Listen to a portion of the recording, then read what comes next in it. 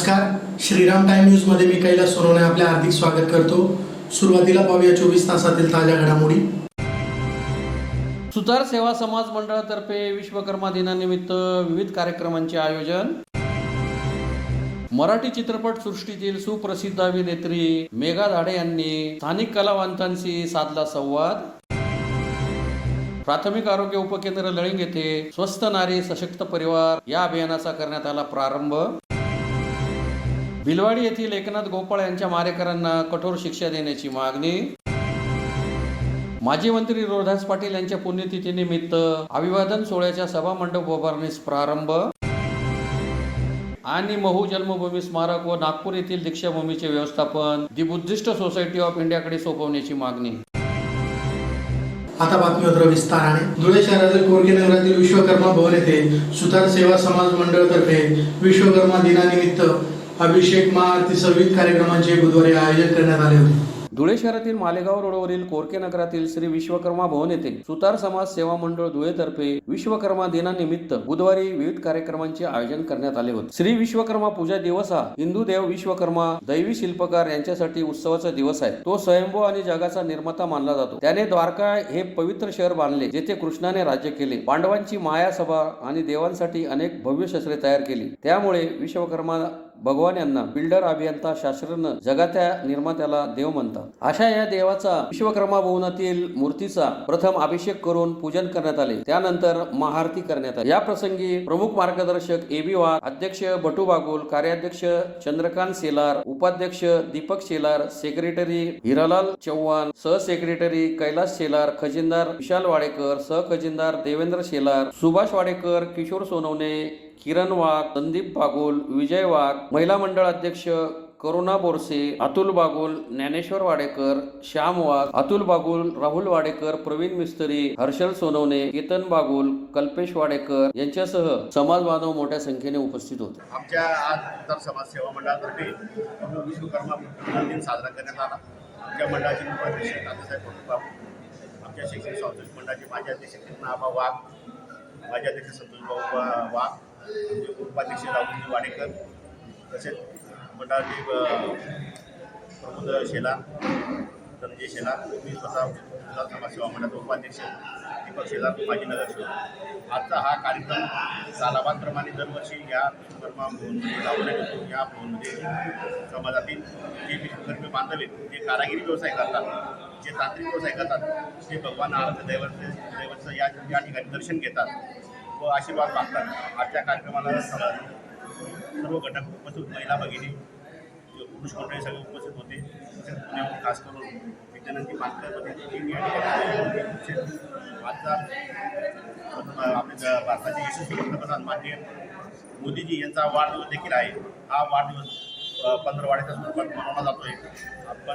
17 September 2 October हा पंधरवाडा जो आहे मोदीजींचा स्वच्छता अभियान म्हणून राबवण्यात येणार आहे। या ठिकाणी जे समाज घटकांशी सगळ्यांना जोडण्याचा प्रयत्न या माध्यमातून होत आहे। त्या निमित्ताने आमच्याकडे मोहाडी मंडळाचे सर्व भाजप पदाधिकारी या ठिकाणी उपस्थित होते आणि हा कार्यक्रम या ठिकाणी संपला असं मी या ठिकाणी जाहीर करतो। जय विश्वकर्मा। भाजप सांस्कृतिक प्रकोष्ठ महाराष्ट्र प्रदेश उपाध्यक्ष तसेच मराठी चित्रपट सृष्टीतील सुप्रसिद्ध अभिनेत्री व बिग बॉस मराठीची पहिली विजेती मेघा धाडे यांनी धुळे महापालिका आवारातील संत नरहरी महाराज स्मारक सभागृह येथे स्थानिक कलावंतांशी संवाद साधत त्यांच्या विविध समस्या व मागण्या जाणून घेतल्या। धुळे शहरातील महापालिका आवारातील संत नरहरी स्मारक सभागृह येथे बुधवारी भाजप सांस्कृतिक प्रकोष्ठ महाराष्ट्र प्रदेश उपाध्यक्ष तसेच मराठी फिल्म इंडस्ट्रीतील सुप्रसिद्ध अभिनेत्री व बिग बॉस मराठीची पहिली विजेती मेघा धाडे यांनी स्थानिक कलावंतांशी संवाद साधून मार्गदर्शन केले। यावेळी धुळे शहरातील कलावंतांनी आपल्या विविध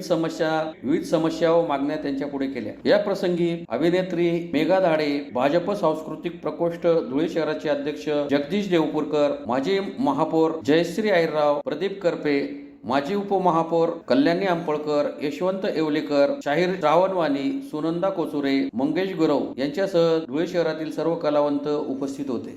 माझी जन्मभूमी जळगाव आहे, त्यामुळे आज मी इथे माहेरच आल्याचा मला एक फील येतोय आणि तो वाढदिवसाच्या खूप खूप शुभेच्छा देऊया। कारण असा युग पुरुष हा मी म्हणेन की ते तर कुठला तरी अवतार घेऊनच आलेले, कारण ते जे जे करता आहेत ते एक सामान्य माणूस करूच शकत नाही. जसं श्रीकृष्णाने जेव्हा त्याचा जन्म घेतला, अवतार घेतला या पृथ्वीवर, आणि ज्या ज्या दिव्यात्म ते गेले, आणि त्यानंतर त्यांनी ज्या पद्धतीचं कृष्णाला त्यांनी जेव्हा भगवद्गीता सांगितली, त्यावर आज आपलं सगळं विश्व चाललंय. तर असे असे जे जन्म असतात ते आपण नंतर आपण त्यांना म्हणतो अरे हे तर अवतार होते. त्यावेळेस त्या काळच्या लोकांसाठी ते एक व्यक्ती होते, पण आता आपल्याला कळतं की ते युगपुरुष होते. आणि तसंच नाव ज्या पद्धतीने आपण श्री कृष्णाचं घेतो, श्री रामाचं घेतो, एक दिवस मोदीजींचं नावही अशाच पद्धतीने घेतलं जाणार आहे याची मला पुरेपूर खात्री आहे. आणि आज त्यांचा जन्मदिवस आहे, त्यानिमित्त आणि त्या दिवशी आपण सगळे कार्यकर्ते भेटतो याचा मला अतिशय आनंद होतोय. आमच्या दोघं ताया इथं आहेत, जयश्री ताई आहेत, कल्याणी ताई आहेत, त्यानंतर आमचे प्रदीप काका आहेत, प्रतीक इथं आहे. या सगळ्यांच्या साक्षीने मला तुमच्याशी बोलायचं होतं, कारण हे जरी डायरेक्ट सांस्कृतिक क्षेत्रात नसले तरी ते या शहराचे एक मुख्य घटक आहे. आणि म्हणून मी त्यांना तिकडेच यासाठी गेली थांबा, कारण कलाकार आणि समाजात कार्यरत असलेली जी वरिष्ठ मंडळी आहे त्यांची एक सांगड घातल्याशिवाय कला ही जोपासली जाऊ शकत नाही. कलेला जोपर्यंत राजाश्रय नसतो तोपर्यंत तिचं संवर्धन होऊ शकत नाही, तिची वाढ होऊ शकत नाही. आणि मला असं वाटतं कला ही समाजाचा तो घटक आहे ज्यामुळे संस्कृती जोपासली जाते, संस्कृती वाढली जाते आणि संस्कृती जपली जाते. आणि जेव्हा संस्कृती जपली जाते तेव्हा समाज जपला जातो आणि समाजाच्या अनुषंगाने तो देश जपला जातो. त्या देशाची संस्कृती ही त्याची ओळख असते. आणि कला आणि संस्कृती या दोघं जुळ्या वेळी, आणि त्यासाठी आपल्यातला प्रत्येक घटक, मग तो डायरेक्ट जरी सांस्कृतिक क्षेत्राशी निगडीत नसला तरी तो या संस्कृतीचा एक. धुळे तालुक्यातील लळिंग येथील प्राथमिक आरोग्य उपकेंद्र येथे स्वस्थ नारी सशक्त परिवार या दिनांक 17 सप्टेंबर ते 2 ऑक्टोबर दरम्यान सुरू राहणाऱ्या अभियानाचा पोलीस पाटील सुनील सिंह परदेशी यांच्या हस्ते शुभारंभ करण्यात आला. धुळे तालुक्यातील लळिंग येथील प्राथमिक आरोग्य उपकेंद्र येथे स्वस्थ नारी सशक्त परिवार या अभियानाचा शुभारंभ गावाचे पोलीस पाटील सुनील सिंह परदेशी यांच्या हस्ते श्रीफळ फोडून करण्यात आला. उपस्थित मान्यवरांच्या हस्ते धन्वंतरीचे प्रतिमा पूजन करून श्रीफळ फोडून सदर अभियानाचा प्रारंभ करण्यात आला. या अभियानात महिलांसाठी प्रतिबंधात्मक, आरोग्यवर्धक आणि उपचारात्मक सेवा एकाच ठिकाणी उपलब्ध करून दिल्या जातील. उच्च रक्तदाब, मधुमेह, स्तन व गर्भाशय मुखाचा कर्करोग, तोंडाचा कर्करोग यासारख्या असंसर्गजन्य रोगांची तपासणी केली जाणार आहे. तसेच रक्तक्षय तपासणी, क्षयरोग व सिकलसेल तपासणी, गर्भवती महिलांसाठी प्रसूतीपूर्व काळजी, माता व बाल संरक्षण कार्ड वितरण तसेच लसीकरण सेवा पुरवण्यात येतील. याशिवाय आयुष्यमान भारत, आभा कार्ड व प्रधानमंत्री जन आरोग्य योजना यासाठी नोंदणी व मदत डेस्कचेही आयोजन करण्यात येणार आहे. हे अभियान केवळ आरोग्य तपासणीपुरते मर्यादित नसून महिलांना त्यांच्या आरोग्याविषयी सजग करण्याचे व त्यांना सशक्त बनवण्याचे महत्त्वाचे साधन ठरणार आहे. कार्यक्रमास पोलीस पाटील सुनील सिंह परदेशी, शिवाजी बागुल, समुदाय आरोग्य अधिकारी डॉक्टर प्रवीण मुंडे, आरोग्य सेवक किरण बिरारी, आरोग्य सेविका सुनंदा पाटील, परिचारक कल्याणी गुरव, आशा कविता बच्छाव, रेखा गवळी, सारिका गवळी यांच्यासह महिला उपस्थित होत्या. पंतप्रधान नरेंद्रजी मोदी यांच्या वाढदिवसानिमित्त सेवा पंधरवाड्यामध्ये आपल्या आरोग्य केंद्रामध्ये स्वस्थ नारी सशक्त नारी स्वस्थ परिवार हे अभियान राबवण्यात येणार आहे. या अभियानामध्ये सर्व महिलांची आरोग्य तपासणी होणार आहे. यामध्ये रक्तक्षयाची तपासणी, BP तपासणी, शुगर तपासणी, स्तन कर्करोग, गर्भाशयाचा कर्करोग, त्याबरोबर सिकल सेल, त्याचसोबत ज्यांचे पंतप्रधान वंदन योजना कार्ड आहे त्यांचे जे या 15 आठवड्यामध्ये तयार करण्यात येणार आहे. तसेच ज्यांना वयाचे 75 वर्षे पूर्ण झालेले आहे त्यांच्यासाठी वयवंदन योजना यामध्ये 5 लाखाचं त्यांना अतिरिक्त हे आरोग्य विमा आपण देण्यात येणार आहे. त्याकरता सर्व गावातील नागरिकांना विनंती आहे की सर्व महिलांनी आपापल्या आरोग्याची तपासणी करून घ्यायची आहे. ज्यांचे कार्ड करायचे बाकी आहे, आयुष्यमान कार्ड त्यांनी काढून घ्यायचे आहे आणि आरोग्य सेवांचा लाभ घ्यायचा आहे. जळगाव जिल्ह्यातील भिलवाडी येथील गोपाळ समाजावर झालेल्या हल्ल्यात मृत्यू पावलेल्या एकनाथ गोपाळ यांच्या मारेकऱ्यांना कठोर शिक्षा द्यावी या मागणीसाठी गोपाळ समाज हित महासंघातर्फे जिल्हाधिकारी कार्यालयासमोर निदर्शने करून निवेदन देण्यात आले. जळगाव जिल्ह्यातील बिलवाडी येथे दिनांक 14 सप्टेंबर रोजी गोपाळ समाजावर झालेल्या हल्ल्यात मृत्यू पावलेल्या एकनाथ निंबा गोपाळ यांच्या मारेकऱ्यांना त्वरित अटक करून कठोर शिक्षा व्हावी या मागणीसाठी गोपाळ समाजित महासंघ धुळे जिल्ह्यातर्फे जिल्हाधिकारी कार्यालयासमोर निदर्शने करून निवेदन देण्यात आले. निवेदनात म्हटले आहे की दिनांक 14 सप्टेंबर रोजी जळगाव जिल्ह्यातील बिलवाडी येथील गोपाळ समाजावर गावातील काही व्यक्तींनी प्राणघातक हल्ला केला. त्यात एकनाथ निंबा गोपाळ यांचा मृत्यू झाला. त्यांच्या मृत्यूत जबाबदार आरोपींना त्वरित अटक करून कठोर शिक्षा व्हावी यासाठी संबंधित जिल्हा पोलीस अधीक्षकांना आदेश द्यावे अशी मागणी निवेदनाद्वारे करण्यात आली आहे. यावेळी सुरेश गोपाळ, गणेश गोपाळ, कृष्णा गोपाळ, दीपक गोपाळ, बापू गोपाळ, योगेश गोपाळ, सयाजी गोपाळ, नाना कोळी, सुभाष गोपाळ, प्रकाश गोपाळ, कृष्णा गोपाळ, दीपक गोपाळ, दयाराम गोपाळ आदी उपस्थित होते. राहणार नगावपारी धुळे. येत्या 14/9/2025 बलवाडी जिल्हा जळगाव तालुका जिल्हा जळगाव या ठिकाणी आमचे एकनाथ निंबा गोपाळ या इसमाला काही पाटील समाजाच्या व्यक्तींनी, जसे त्यांचे नाव आहेत रोहिदास पाटील म्हणून, आणि अन्य 9 व्यक्तींनी त्याच्यावरती प्राणघातक हल्ला केला आणि हल्ल्यामध्ये ते मरण पावले. आमची फक्त गोपाळ समाजी महासंघातर्फे सर्व जे जिल्हा अधिकारी आहे, धुळे जिल्हा अधिकारी किंवा उपजिल्हाधिकारी यांना मागणी आहे की हे जे आरोपी यांना फाशीची शिक्षा व्हावी आणि आमच्या गोपाळ समाजी महासंघाला न्याय मिळावा. आम्ही भटके विमुक्त जाती आणि जमातीमध्ये आहोत, त्यामुळे हे जे वारंवार घटना घडतात या आमच्या भटके विमुक्त जाती जमातीवरती घडूनच आणल्या जातात. काही जर बघितले भागांमध्ये तर राहते घरी आम्हाला नशीब होत नाही, आणि जेव्हा आम्ही कुठेतरी आसरा घेतो तर असे काही प्रकृतीचे लोक आम्हाला त्रास देण्याचा प्रयत्न करतात, आणि याच त्रासामुळे आम्ही आज हे निवेदन जिल्हाधिकारी यांना देण्यात आलो आहे. तरी त्यांनी आमची मागणी पूर्ण करावी हेच आम्ही त्यांना नम्र विनंती. लोकनेते तथा माजी मंत्री रोहिदास पाटील यांच्या पुण्यतिथीनिमित्त दिनांक 27 सप्टेंबर रोजी SSUPS महाविद्यालयाच्या मैदानावर आयोजित अभिवादन सोहळ्याच्या सभामंडप उभारणीचा प्रारंभ माजी मंत्री डॉक्टर सुभाष भामरे यांच्या हस्ते संपन्न झाला. लोकनेते तथा माजी मंत्री रोहिदास पाटील यांच्या प्रथम पुण्यतिथीनिमित्त अभिवादन व पुरस्कार प्रदान सोहळा 27 सप्टेंबर रोजी धुळे शहरातील SSUPS महाविद्यालयाच्या मैदानावर आयोजित करण्यात आला आहे. या अभिवादन सोहळ्याच्या अनुषंगाने SSUPS महाविद्यालयाच्या मैदानावर उभारण्यात येणाऱ्या भव्य सभा मंडप उभारणीचा प्रारंभ माजी मंत्री डॉक्टर सुभाष भामरे यांच्या हस्ते बुधवारी संपन्न झाला. प्रारंभी स्वातंत्र्य सैनिक माजी खासदार चुडामन पाटील आणि लोकनेते रोहिदास पाटील यांच्या स्मृतीस्थळाला मान्यवरांनी अभिवादन केले. वेदमंत्रांच्या साक्षीने भूमिपूजनाचा विधी संपन्न झाला. या सोहळ्याला राज्याचे मुख्यमंत्री देवेंद्र फडणवीस यांची विशेष उपस्थिती लाभणार असून या कार्यक्रमाच्या अध्यक्षस्थानी मध्य प्रदेशचे नगर विकास व संसदीय कॅबिनेट मंत्री कैलास विजयवर्गीय राहणार आहे. या कार्यक्रमात ज्येष्ठ समाजसेवक डॉक्टर प्रकाश आमटे यांना विशेष पुरस्कार मुख्यमंत्र्यांच्या हस्ते देण्यात येईल. या प्रसंगी माजी आमदार राजवर्धन कदमबांडे, ज्येष्ठ नेते ओमप्रकाश अग्रवाल, माजी आमदार कुणाल पाटील, भाजप जिल्हाध्यक्ष बापू कलाने,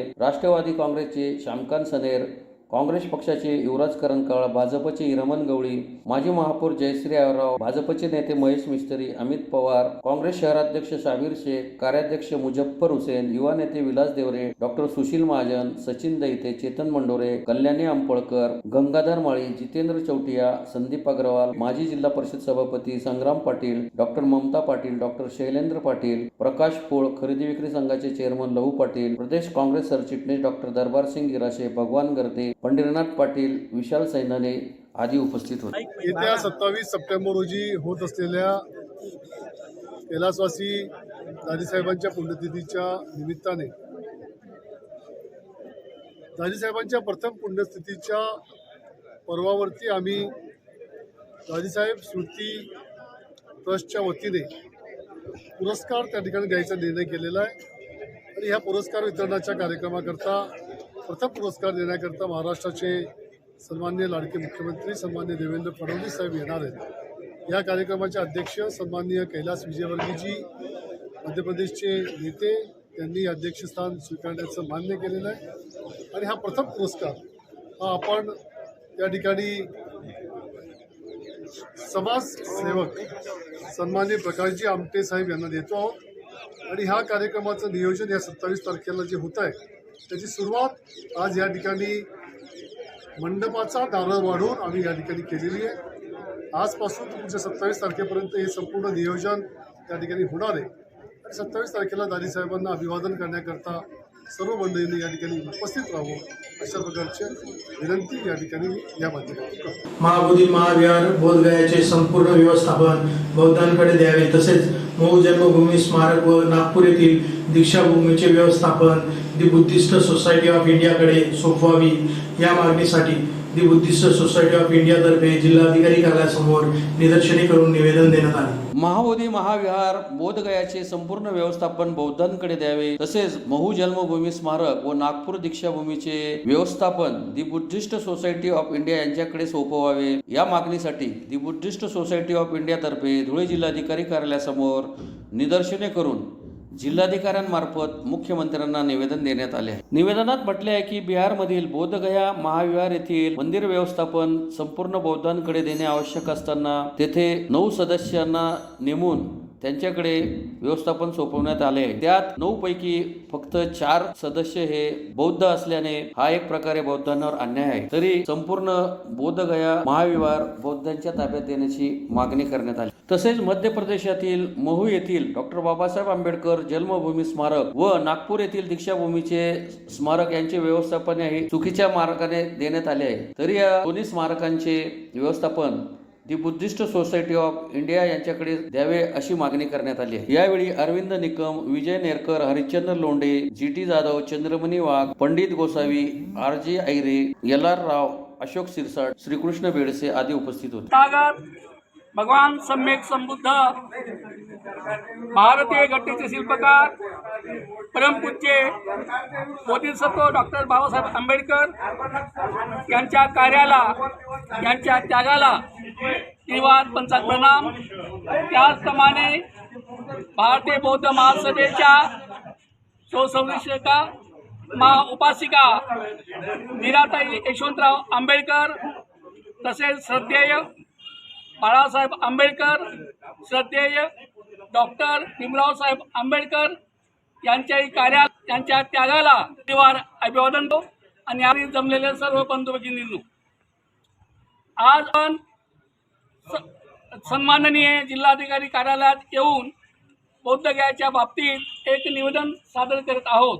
निवेदन असं आहे की 1949 कायदा आहे, त्या कायद्यान्वये त्या कायद्यान्वये ते जे प्रबंधक मंडळ आहे ते 9 लोकांचा, त्याच्यामध्ये 4 असतात, 4 बिना बुद्धिस्ट असतात आणि एक मात्र कलेक्टर असतो.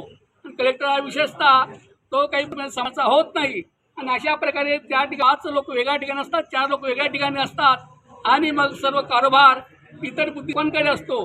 त्यामुळे होतं की बुद्धगयाला जे सुविधा झाल्या पाहिजे, ज्या काही येणाऱ्या पक्षांसाठी ज्यांचे लोक येतात, राष्ट्रातले लोक येतात, सर्वांचं ते श्रद्धा आहे, ते करतात, त्यांना काही सुविधा मिळत नाही आणि तिथला जो विकास झाला पाहिजे तो विकासही त्या ठिकाणी होत नाही. तो विकास होण्यासाठी ते बुद्धगया येथील बुद्धविहार हे एक बुद्धिस्तांच्या दिलं गेलं पाहिजे, ही आमच्यासाठी आम्ही या ठिकाणी आलो आहोत. त्याचप्रमाणे नागपूर येथील दीक्षाभूमी या ठिकाणी जन्मक आहेत, वास्तविक ती जागा बोधिसत्व डॉक्टर बाबासाहेब आंबेडकरांना दिलेली होती, परंतु तिथल्या काही समितीने जागा दिल्यामुळे त्या वर्चस्व त्यांचं, तर त्या ठिकाणी देखील ती बुद्धिस्ट ऑफ इंडियाच्या ताब्यात यावी. मध्य प्रदेश तिथं जे महू बोधिसत्वांचं ठिकाण आहे, त्या ठिकाणी नियामक मंडळ आहे ते तिकडं आहे, ते देखील भारतीय बौद्ध महासभेच्या ताब्यात देण्यात यावं. त्या 3 ठिकाणी भारतीय बौद्ध महासभे कार्याध्यक्ष डॉक्टर भीमराव साहेब आंबेडकर यांना द्यावं, यासाठी आम्ही सन्माननीय कलेक्टरला निवेदन देऊ. पुन्हा एक नजर ठळक घडामोडींवर. सुतार सेवा समाज मंडळातर्फे विश्वकर्मा दिनानिमित्त विविध कार्यक्रमांचे आयोजन. मराठी चित्रपट सृष्टीतील सुप्रसिद्ध अभिनेत्री मेघा धाडे यांनी स्थानिक कलावंतांशी साधला संवाद. प्राथमिक आरोग्य उपकेंद्र लळिंग येथे स्वस्थ नारी सशक्त परिवार या अभियानाचा करण्यात आला प्रारंभ. भिलवाडी येथील एकनाथ गोपाळ यांच्या मारेकरांना कठोर शिक्षा देण्याची मागणी. माजी मंत्री रोहदास पाटील यांच्या पुण्यतिथीनिमित्त अभिवादन सोहळ्याच्या सभामंडप उभारणीस प्रारंभ. आणि महू जन्मभूमी स्मारक व नागपूर येथील दीक्षाभूमीचे व्यवस्थापन दी बुद्धिस्ट सोसायटी ऑफ इंडियाकडे सोपवण्याची मागणी. याचबरोबर श्रीराम टाइम न्यूजचे बातमीपत्र संपले. दिवसभरातील ताज्या घडामोडींसाठी पाहत राहा श्रीराम टाइम न्यूज. भेटूया पुढील प्रसारणात. तोपर्यंत नमस्कार.